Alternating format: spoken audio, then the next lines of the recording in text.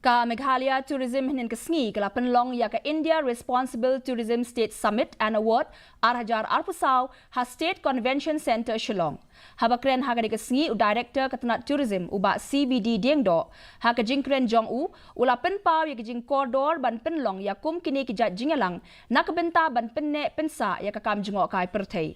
Ula kren ru syapang ki jing tmu bala bu ha ka Meghalaya Tourism Policy 2024. Ula ong balada om kentiau ya ka kam jingok kai perthei ha ka rukom ka badai bat ka bala ban ne kan kta ya ka jing yo jing mentoi.